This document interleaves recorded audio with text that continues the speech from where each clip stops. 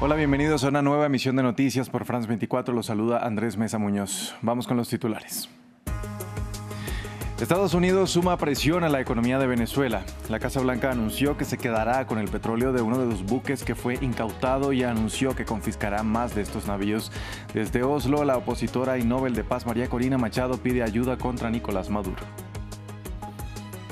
El presidente de Ucrania, Volodymyr Zelensky, dijo haber presentado a Estados Unidos una versión revisada del plan de paz destinado a poner fin a la guerra de Rusia.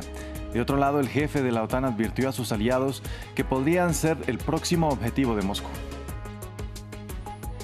La administración del presidente Donald Trump dijo que apelará a la decisión de una jueza de ordenar la libertad de Kilmar Abrego García. El inmigrante salvadoreño se encuentra ahora detenido en un centro migratorio tras regresar a Estados Unidos después de una deportación irregular a El Salvador.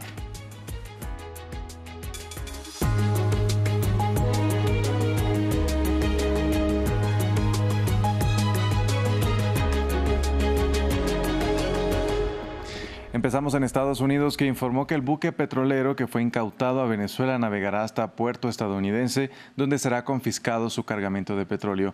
Así lo dio a conocer la portavoz de la Casa Blanca. Mientras, los medios de comunicación locales citan fuentes que dicen que Washington se prepara para incautar más de estos navíos que transporten petróleo del país caribeño o que hayan transportado petróleo de otros países sancionados por la Unión Americana. El sitio web Axios dijo también que habrá medidas económicas contra 3 sobrinos del presidente Nicolás Maduro, pero que estos detalles los entregará posteriormente el Departamento del Tesoro. Mientras tanto, desde Noruega, donde llegó un día después de la ceremonia de entrega del Premio Nobel de Paz, la opositora venezolana María Corina Machado sigue pidiendo presión para el presidente Nicolás Maduro. En una de las distintas declaraciones en tierras nórdicas reiteró que no se opone a una intervención en Venezuela y aseguró que regresará a su país. Un viaje presuntamente con escala por tierra, mar y aire con ayuda de Estados Unidos. Oslo calentó motores para una de las llegadas más esperadas y finalmente se confirmó. Corina Machado has arrived in Oslo. La opositora no llegó para la ceremonia de entrega del Premio Nobel de la Paz, pero un día después sus discursos no dejan de resonar en tierras nórdicas. Todos sabemos que este ha sido un reconocimiento para cada uno de nosotros, 30 millones de venezolanos, que nos ha unido porque hemos celebrado en todos los rincones de Venezuela y pronto estaré de vuelta en Venezuela y sé que muy pronto ustedes también. Una agenda para la reciente Nobel que la ha llevado a realizar varias declaraciones en pocas horas y donde justificó las acciones militares estadounidenses contra Venezuela. Mire, hay gente que habla de invasión en Venezuela y de la amenaza de una invasión en Venezuela. Y yo respondí que Venezuela ya ha sido invadida. Tenemos agentes rusos, tenemos agentes iraníes, tenemos grupos terroristas como Hezbollah y Hamas, y operan libremente de acuerdo con el régimen. Lo que sostiene al régimen es un sistema de represión muy poderoso y fuertemente financiado. ¿De dónde provienen esos fondos? Bueno, del tráfico de drogas, del mercado negro del petróleo, del tráfico de armas para el tráfico de personas. Tenemos que cortar esos flujos. Unas declaraciones que preocupan a los movimientos pacifistas noruegos. Ha dejado muy claro que no se opone a la intervención extranjera para cambiar a los regímenes en Venezuela y desde el Consejo Noruego para la Paz no apoyamos sus opiniones, no estamos de acuerdo con ellas.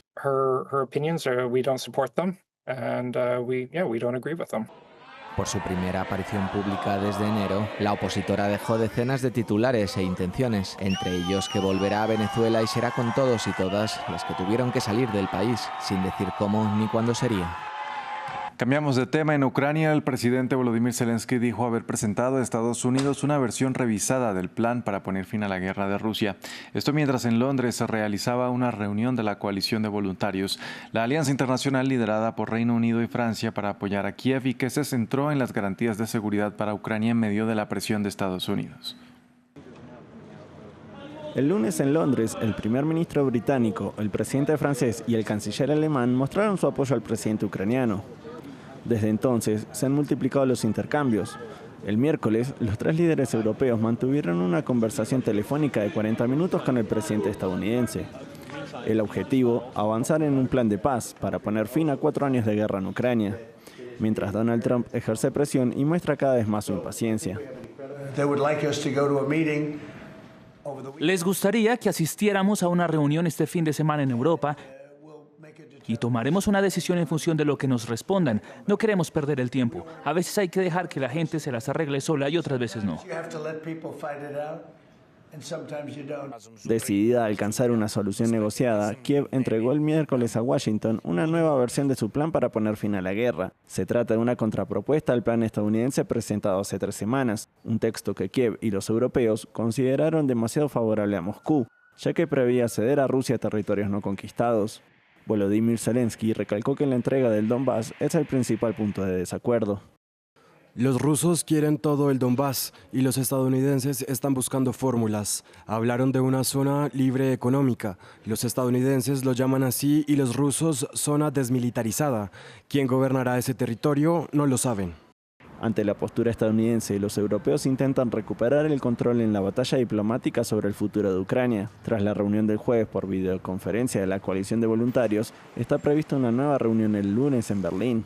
Los europeos también quieren avanzar en el uso de los activos rusos congelados para financiar a Ucrania, antes de la cumbre europea del 18 y 19 de diciembre. Los líderes europeos se encuentran en un momento decisivo. Publicada la semana pasada, la nueva estrategia de seguridad nacional estadounidense describe a Europa como débil y exhorta al continente a tomar las riendas de su propia defensa.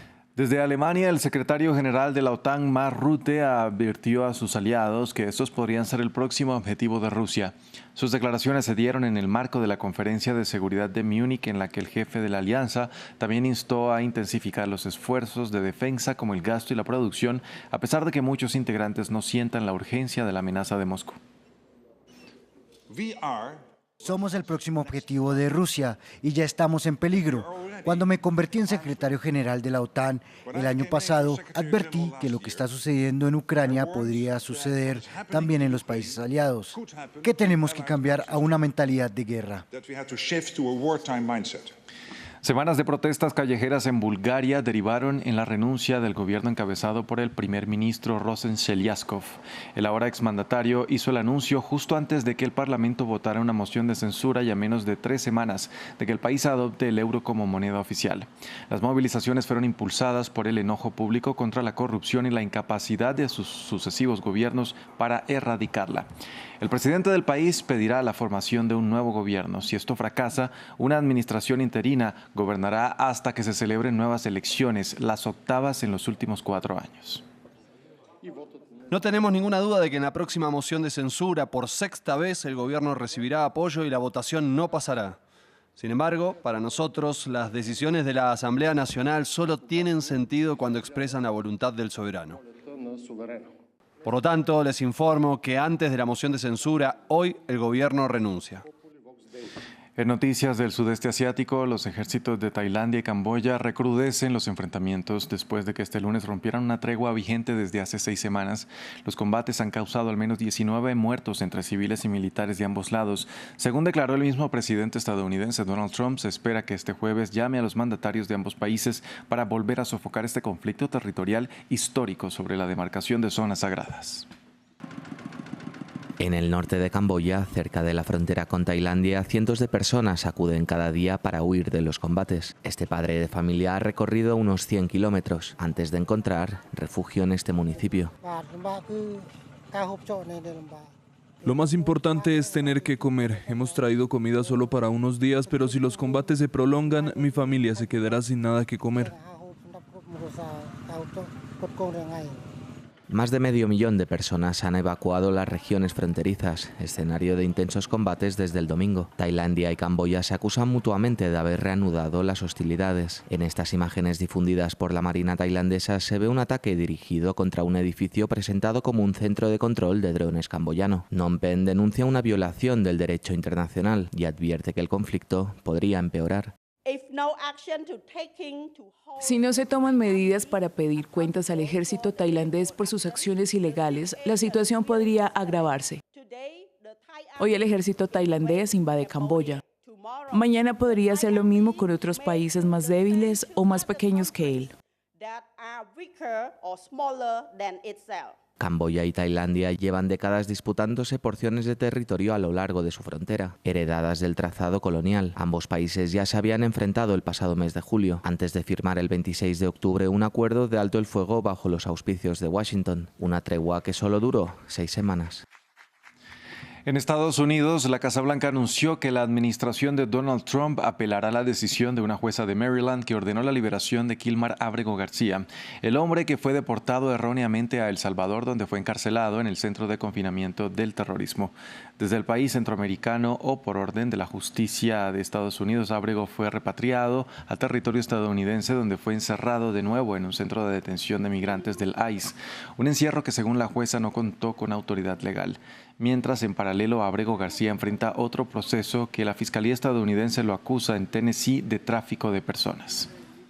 La Casa Blanca se opuso a este activismo de un juez que realmente está actuando como activista judicial, lo cual hemos visto desafortunadamente en muchos casos en todo el país. Ábrego García está presente en nuestro país ilegalmente. Es un conocido traficante de personas. Es un conocido miembro de una banda. La administración tiene pruebas de ello. Y como vieron, del Departamento de Seguridad Nacional emitieron una declaración diciendo que continuarán peleando esta batalla legal en la Corte. En el corazón verde de la costa ecuatoriana, donde sobreviven los últimos huancavilcas y donde el bosque era sinónimo de silencio y de vida, hoy reina una tensión inesperada. Una cárcel de máxima seguridad se ha convertido en el nuevo vecino de una comunidad ancestral que denuncia contaminación, controles militares y la pérdida de su río, su ruta y su paz. Nuestra corresponsal Carolina Mela llegó a las comunas en la provincia de Santa Elena que luchan por no desaparecer bajo la sombra de la prisión Encuentro. A sus 84 años, Dominga Quimino recuerda otro hogar que no sea la comuna de Don Lucas. Un punto perdido en el mapa, pero un paraíso de biodiversidad. Y el territorio de los últimos huancavilcas de la costa ecuatoriana. Hoy, ese lugar convive con un nuevo y polémico vecino. La cárcel de máxima seguridad denominada Encuentro, construida por el gobierno de Daniel Noboa. Ya mis hijas no quieren ni que me bañe yo con esta agua. Sí, pero igual hago como mi ropa, me jabono y me enjuago con el agua que ella me trae. El mismo cuidado intenta tener Lidia desde hace 2 meses, cuando notó que las aguas servidas de la cárcel estaban siendo vertidas al río. Llegaron ellos de la cárcel, se dañó todo el agua, ya no cogemos agua porque eso apesta. La prisión también ha alterado la vida tranquila del lugar. Aquí no estaban acostumbrados a la presencia militar, ni a ser requisados, o a que les corten el paso de los mismos caminos que usaron siempre con libertad. Nos piden la cédula, no pasan las manos, la cabeza, hasta los pies. Va a ver que nosotros que cargamos. Donald Cabrera es uno de los habitantes que ha dedicado su vida a proteger estos bosques, reconocidos como territorio ancestral. Es como que le digan a una persona que no puede entrar a su casa. Telmo Jaramillo, abogado del Comité de Derechos Humanos de Guayaquil, acompaña los reclamos legales de los comuneros, que exigen la reparación del río y la recuperación de los espacios públicos. Al construir una cárcel, una mega obra, como la calificó el propio gobierno, donde iban a haber centenares de personas, iba a haber un impacto. ¿Ya? Y aquí no hay zonas de desagüe, alcantarilla. Aunque el 50% de la construcción de la cárcel del Encuentro aún no está terminada, el gobierno ya ha trasladado a más de 300 presos, supuestamente de alta peligrosidad, a un territorio que hasta hace poco era sinónimo de paz. Bangladesh fijó para el 12 de febrero del próximo año la fecha para celebrar elecciones parlamentarias, las primeras desde el año pasado, cuando la primera ministra Sheikh Hasina se vio obligada a huir a la vecina India tras un levantamiento estudiantil en su contra. Dichos comicios se realizarán junto a un referendo conocido como la Carta de Julio, que propone amplios cambios como por ejemplo la limitación de poderes del Ejecutivo y el fortalecimiento de la independencia del Poder Judicial y de las autoridades electorales. El presidente, quien tiene un papel mayoritariamente ceremonial, dijo que renunciará después de estas elecciones. Hasta aquí este informativo en France 24. Gracias por acompañarnos. Los invitamos a que continúen con toda nuestra programación.